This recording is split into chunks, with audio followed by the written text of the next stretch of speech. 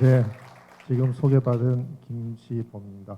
제가 먼저 여기 계신 분들한테 용어에 대한 양해를 부탁드리는 게, 업계에서는 라이선싱이라고 쓰고 있는 용어를 제가 과감하게 그냥 권리 활용이라는 우리말로 한번 바꿔봤으면 좋겠다 하는 차원에서 이 뒤에 용어를 그렇게 사용을 하니까 이해해 주시기 바라고요. 먼저 간단하게 제 소개해드리면, 저는 경영학을 공부하고 미국에서 공부한 다음에 삼성물산에서 상품 기획을, 슬레진저, 라피도 이런 브랜드로 상품 기획을 좀 하다가 철이 없어서 빨리 회사를 나와서 무역회사를 차려서 한 10여 년 사업을 하고, 우리나라 노동 비용이 올라가서 캐릭터라인이라는 회사를 차려서 또 캐릭터 개발 라이선싱 업무를 한 10여 년 했고요. 세계문화경영권 만들어서 콘텐츠 관련된 경영, 자문, 교육, 정책 개발 이런 거를 했습니다. 코트라 문화 콘텐츠 수출 자문위원하고 중소기업 중앙회 콘텐츠 특위, 또 IBK 기업은행에서 콘텐츠에 이렇게 그 자금 대여해주는 쪽 자문을 좀 했고요. 아까 권택민 원장님 말씀하신 그 코카 쪽에서 또 2001년부터 여러 가지 자문을 했고, 지금은 안동대학 문화산업전문대학원에서 문화예술 경영, 문화 마케팅 이런 쪽을 가르치고 있습니다. 지금 이쪽과 관련해서 지금 우리나라 법원에서 여러 가지 지금 그 하는 제도 중에 지식재산 전문 심리위원이라는 걸 좀 맡고 있는데요.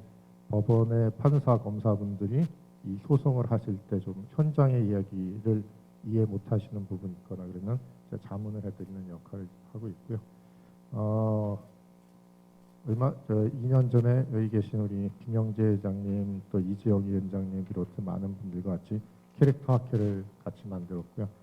작년에는 북경대에 가서 문화산업연구원에서 1년간 그 방문학자로 있으면서 중국과 우리 어떻게 교류해야 될지 고민을 했고, 지린성에 있는 애니메이션 대학교에 지금 객자 교수로 출전해서 또 그쪽 중국 학생들도 지금 좀 가르치고 있습니다.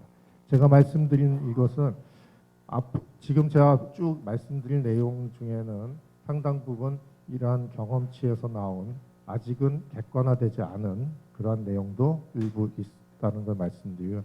특히 오늘 이 지식재산 쪽에 전문가이신 법률 쪽 관계자분들이 제가 자료를 많이 넣어놨습니다. 나은영 선생님이 이거 20분 내에 하실 수 있어요 하고 걱정을 하셔가지고 무조건 20분 내에 끝내겠습니다. 다만 자료로 들어가 있으니까 한번 보시고 나중에 이런 부분에 대해서 한번 고민을 해주셨으면 좋겠다. 왜냐하면 법률 쪽 하시거나 지식재산, IT 이런 쪽 하시는 분들이 과연 콘텐츠 쪽에 우리가 뭘 고민해야 되지 하시는 분이 계실 거고, 콘텐츠 쪽에서는 우리가 법을 왜 알아야 되지 뭐 이런 고민을 하실 건데, 제가 그거를 좀 뽑아냈고요. 일단 라이선싱 산업이라는 거 간단하게 말씀드리면 2018년에 2,800억 달러, 성장률 3.2%고요. 그중에 로열티 레베뉴라고 하는 권리 활용 비용이 150억 달러, 4% 성장을 했습니다. 그중에 43.8%가 엔터테인먼트 캐릭터고요. 코퍼레이트 브랜드라고 하는 게 21%입니다. 다른 것들이 있고요. 미국과 캐나다가 전 세계 지금 58%의 시장을 점유하고 있다.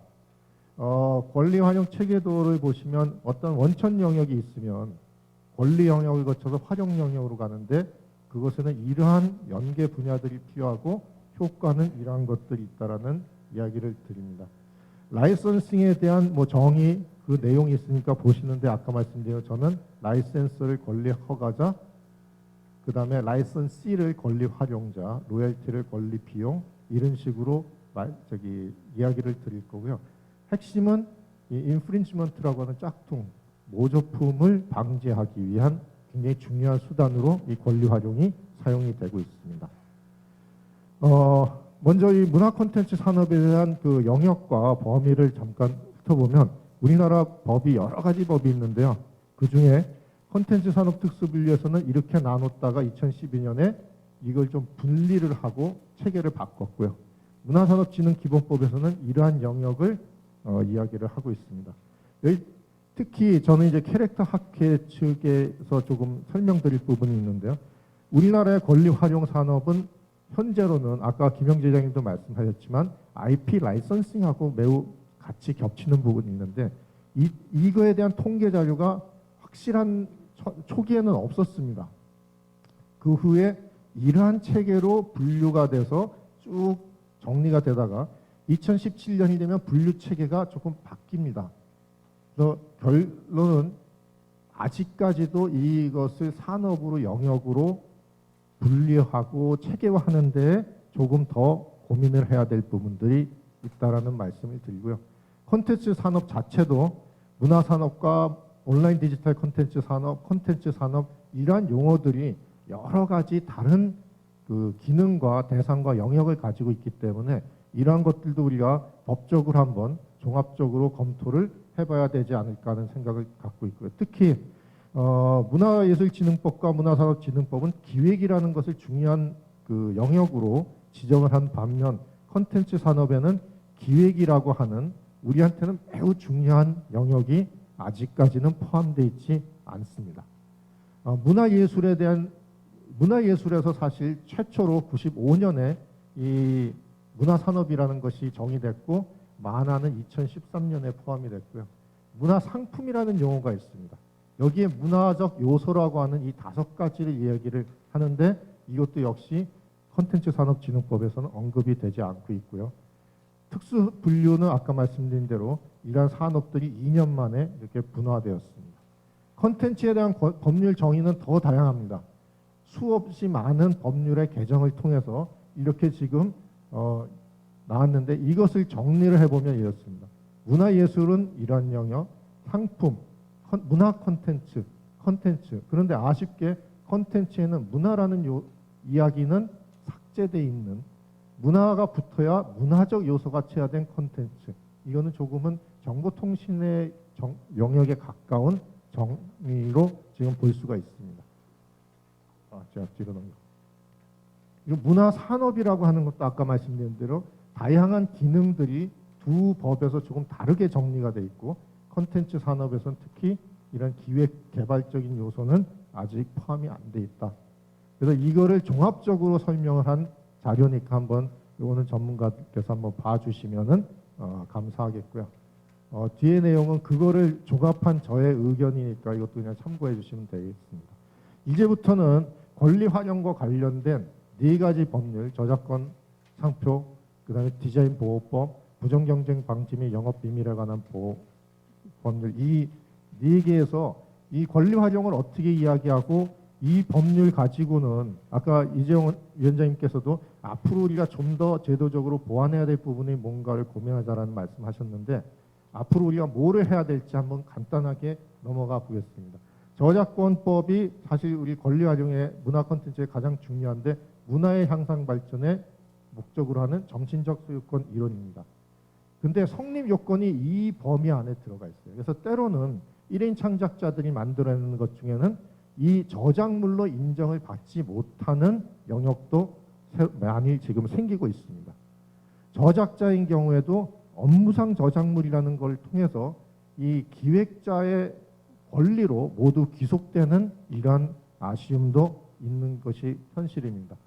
저작, 인격권과 재산권, 특히 권리 활용에서는 이쪽을 통한 2차적 저작물 작성권이 저작 재산권으로 권리 활용의 근본이 되는 그러한 법률인데 이거에 대해서 뒤에 가서 조금 다시 좀 고민점을 말씀을 드리겠고요. 아시다시피 저작권은 무등록 발생주의라 자유이용 제도가 있는데 저는 여기에서 특히 공공저작물 자유이용 제도라는 것이 우리나라에 지금 만들어졌는데 매우 반대하는 사람 중에 하나입니다. 국가나 지자체가 갖고 있는 이 취지는 정보, 그래서 교통 알림 서비스 이런 걸 하라는 취지인데 잘못하면 정부가 또는 지자체가 이 저작재산권을 원천적으로 포기하는 것으로 인식될 수도 있다라는 아쉬움이 있습니다.